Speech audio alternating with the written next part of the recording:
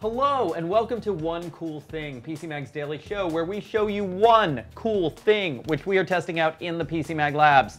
I'm Sasha Segan, this is Tom Brandt, and today we have a very exciting cool thing for you that we are looking forward to talking to you about. Now, if you are watching this show live, and it is a live show, if you are watching us live on Facebook right now, you can ask questions and put in comments. Social Pete is reading out the comments to us. We can have a dialogue.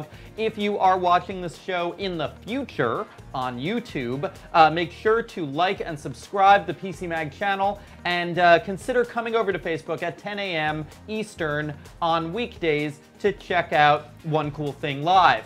But we have a very exciting product here today.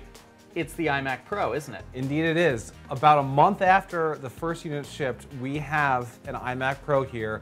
And very special news, we're showing this to you before we've even finished playing around with it and testing it. We don't have any review published yet. This really is the absolute first look that we're getting with the Imac Pro. So we don't know a lot in terms of having used the Imac Pro. We've started to use it, but we haven't drawn our conclusions yet. Yeah. But we wanted to step you through what this thing looks like in real life, kind of its basic specs, and we can talk about some questions. So let's start with these peripherals. They're unique, right? Yeah, we should start with the peripherals because obviously the first thing you notice about this whole aesthetic here, it is space gray. It's the first iMac that has been made in space gray, and in fact it's the only iMac. The iMac Pro is the only space gray iMac, and that means that if you want these snazzy, dark colored keyboard and mouse, you have to buy the iMac Pro. You cannot buy a replacement mouse or keyboard, or even the lightning cable that charges these peripherals is space gray. Is space gray as well.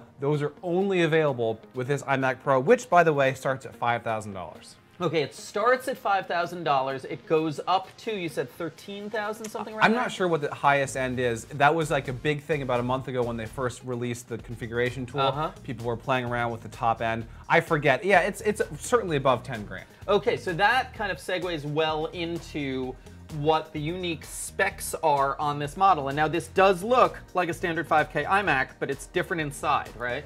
Yeah, so Apple has said that they decided not to change the enclosure of the iMac at all. Millimeter for millimeter, this is the exact same size as the iMac. Same 5K display, same bezel on the bottom, same stand, almost the same ports. They believe that the only thing they needed to do for pros is to boost the components inside. And so what kind of components are in this one, and how high can it go? Okay, so we have the base model. Apple has sent us the base model. There are four different. I mean, you can configure it however you want. There are four main processor options that kind of are the steps up in the configuration. We have the 8-core Xeon processor with 32 gigabytes of memory and a 1 terabyte SSD. Okay. That's $5,000. Apple thinks that most professionals are probably going to order either that one or the next step up, which is the 10-core Xeon processor. So you can notch it up, though, to 18 cores and 128 gigs of RAM, yes. right? So theoretically, not right now, the top-end models aren't shipping yet, but theoretically, once they start going into production, you can max this thing out with 128 gigabytes of memory, an 18-core Xeon processor, and AMD Radeon Pro Vega 64 graphics, and a 4 terabyte SSD. And now this is just Vega 32 graphics in here, right? Correct, yes. And that's already pushing, we already have at least more than 30 frames per second on this 5K scene. Indeed, so we're running a gaming simulation here, which is not what this thing is really for, but obviously it's perfectly capable of that. And you see that we're getting around 30 to 50 frames per second on this 5K gaming simulation. That's because it is the lower of the two graphics cards.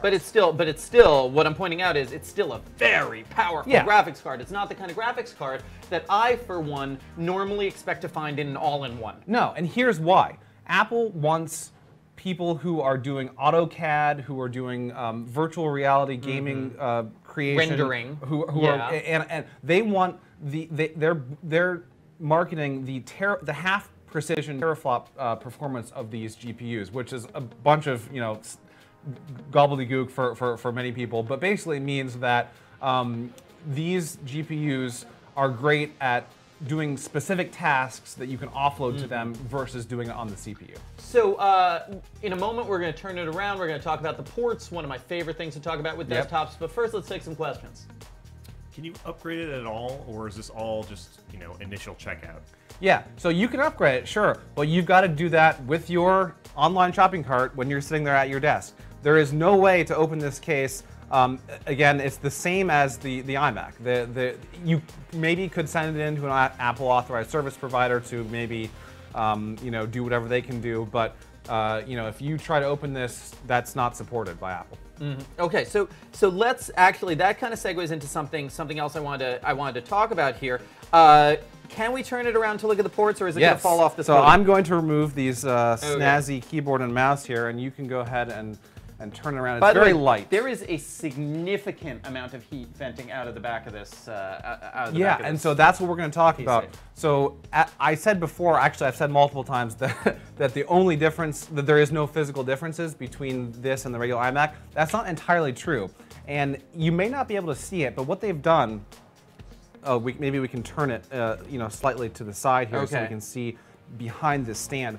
What they've actually done is wait, hold on. Let's. I don't think there's a way to get the camera in here, but there are these vents behind the stand here, which are right now just pouring out heat, just absolutely pouring, and it's clear that there's a fan behind there, but the fan is almost entirely silent. I can't hear a thing. Yeah. So what they've done, they've actually removed the hard drive enclosure that is in the base level iMac. You cannot buy this thing with a spinning hard drive. They've taken out the hard drive enclosure, and they're only relying on the Apple custom SSD module. And in place of that hard drive enclosure, they've added additional cooling components, more fans, and this giant grill here, which enables them to put that Xeon and Radeon graphics in the same enclosure that was never really designed for them. Now, we'll get to your question in a moment, but I just want to go over these ports because it's relevant to the non-upgradability of the device. So on the back here, we have headphone jack. It's good to see that Apple still believes in headphone jacks in some of their products. SD card slot. We've got 4 USB-As, 4 Thunderbolt USB-Cs, and an Ethernet port. And what this says to me is that, no, you can't upgrade it internally, but those 4 Thunderbolt USB-Cs are going to give you very fast access to storage, 4K or 5K external displays, all of the stuff that you would otherwise upgrade it with, right? Yeah, basically look at these 4, and this is twice as many Thunderbolt 3 ports as you get from the iMac. That's the other difference. There's only 2 Thunderbolt 3 on the iMac, regular iMac. Look at this as basically the expansion slots here. These Thunderbolt 3. And like you can't change out the processor or the graphics, but in terms of expanding storage, expanding the display, this is really where you go. Later this year, Apple will finally, well, not finally, they'll have support for external GPUs. So you could connect, if you need something, like if you want a dual GPU setup for some reason, you can actually then buy an enclosure, plug it into the Thunderbolt 3 slot, and then you'll have 2 GPUs. Yeah, and it's not like you move this around, so yeah. Let's take some questions. Is there going to be a 5K normal iMac this year? So they actually just updated the regular iMac, not just, about 6 months ago. Here we go. They updated it in June. And like I said before, it's the same, like there's no physical difference. It has a 5K display, it's just as gorgeous, like, the 5K display is probably our favorite all-in-one display. Yeah, what generation Intel processor is the last July i7 the last July 5K keep going down there to the performance section. It actually tells you what the specific processor is, but I believe it's a 7th generation Core i7. I believe. Okay. Keep going. Yeah, there you go. So oh, I'm sorry. So that base model actually has a 7th generation Core i5. Yeah, because what strikes me is, they'll update it when they feel that there's a new Intel processor they need to include, right? And not every generation. Yeah. Right. They may skip a generation, but there is a current 5K iMac. But ultimately, many photographers and videographers will have something like this, base level iMac, and that's what they're going to be upgrading from. So we're not necessarily comparing this. Well, we're not comparing to anything yet. But once we finish our analysis of this, it really is competing with other Macs, lower powered Macs, in addition to the Dell workstations and things like that. Except also, so another thing that these Pro users are wondering about, and can I turn this around again? Yeah, let's go back. Let's pick this up and we'll turn this back. Okay, let me be very gentle.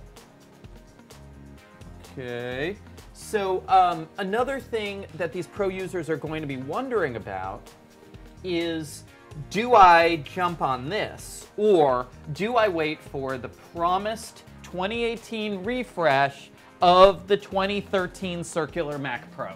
Yeah, Apple has promised that they are going to be updating the Mac Pro at some point soon. From Apple's own results that they've shared with us, this is certainly faster than the iMac, base level iMac, but it's also faster in many applications than the iMac Pro. So it really comes down to how much do you need that extra power now, and that you really want a Mac, and also, do you want a 5K display? Right. Yeah, I mean, I think a lot of it is that the Mac Pro is, doesn't have the integrated display. I mean, if they're sticking with this body for the Mac Pro, it's not going to be terribly upgradable either. Right.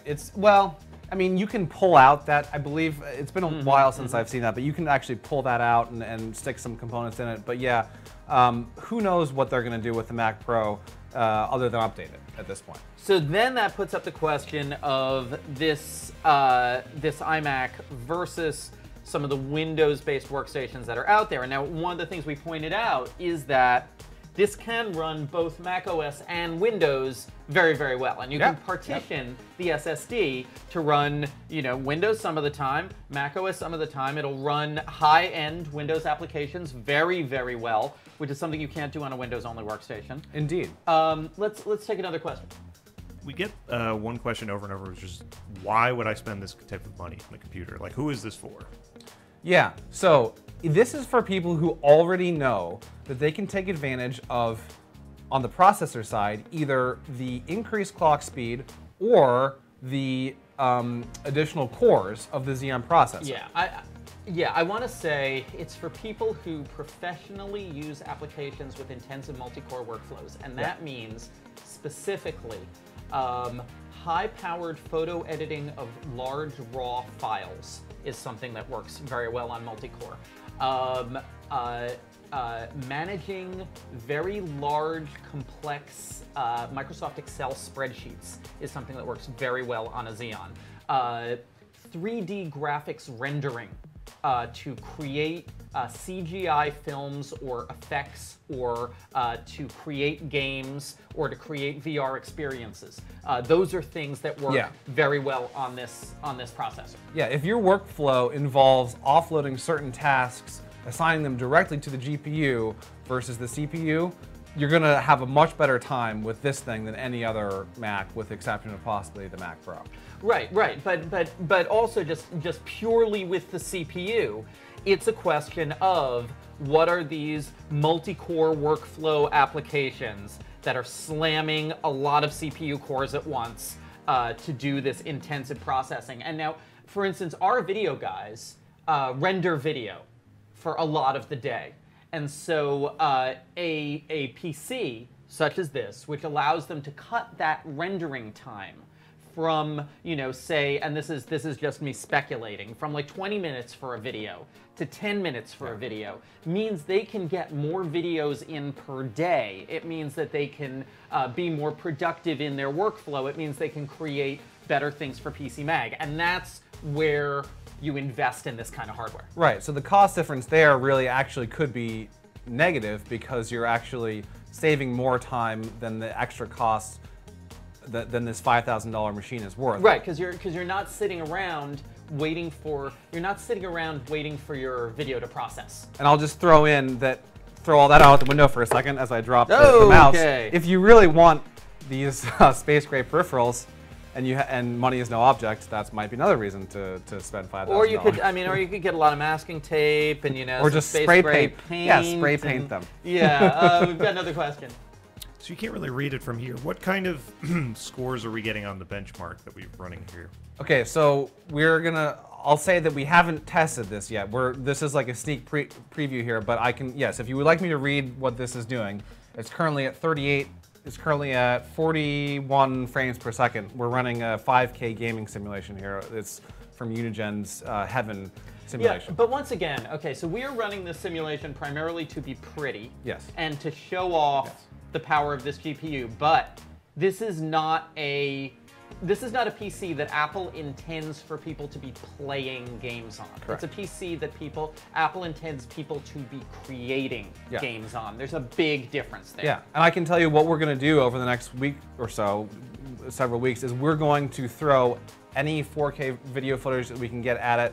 We're going to be looking at, Photoshop filters, things like that. Our photo expert Jim Fisher has like this 100 megapixel camera that takes gigantic raw files and processing the stuff from that, and that's where this is not going to be a bestseller. Okay, this is not going to be the Mac that sells in massive volume. This is the Mac that's designed to appeal to a key high investing sliver of the creative class that have buoyed the Mac line up for decades. Yeah, and it's if you have $5,000 spent on a gaming computer, it's a fine gaming computer. We're not gonna test a lot of games on it. That's just there's a lot of other good $5,000 gaming PCs, but we're looking at this as a workflow computer. And now speaking of workflow, getting back to the question of workflow. Yes. Okay, so I had this Dell Precision 5720 review up here from August, and this puts up the question of what is this competing against in the world of Windows?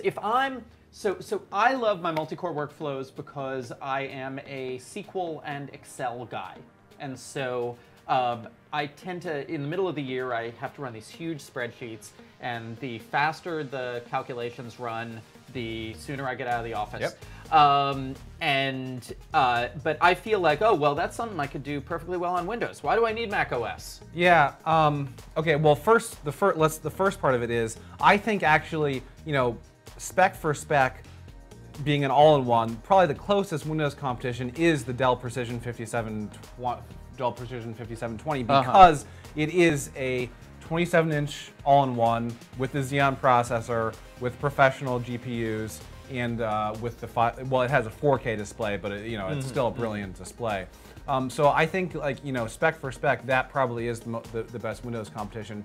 That said, for things like that, you could probably get something a lot cheaper because although you need the multi-core performance for SQL and database work, you don't necessarily need a 5K or 4 or 5K display.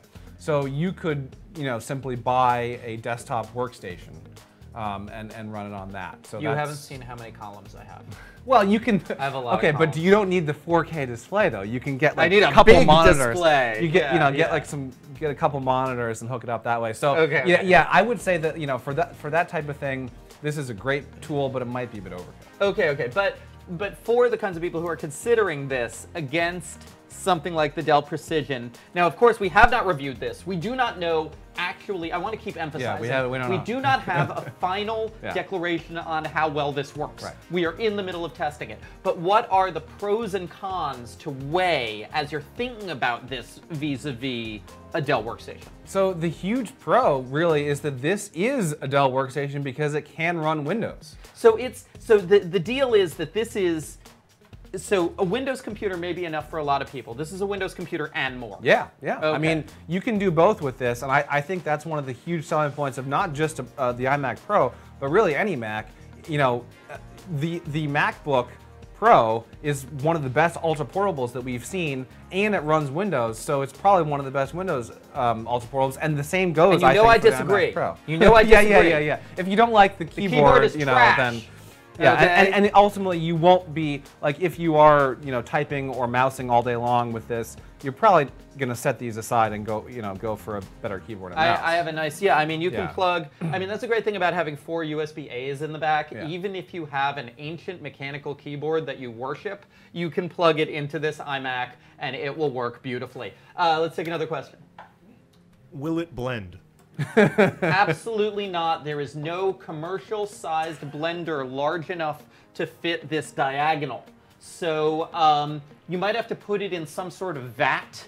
Like if you have a vat, perhaps with like molten metal in it, that might melt it down. I didn't realize we were still talking about if things blend. I thought that ship had sailed like 10 years ago. But I guess people are still interested. Yeah, we're not going to do it for you.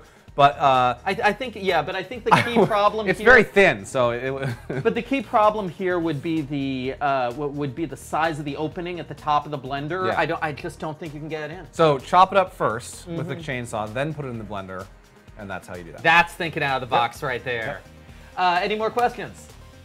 That is a great place to end. This is our first look at the new iMac Pro. We are taking it back to our video guys. We are taking it back to our photo analyst. We are taking it back to the benchmarkers. We are going to put so much data through these Xeons that we will be able to thaw out New York City. Yeah, we're going to turn off the heat. The output of this fan back here. So keep an eye out on PCMag.com for more coverage, for our final review whenever that happens, for more videos, and thank you all for watching.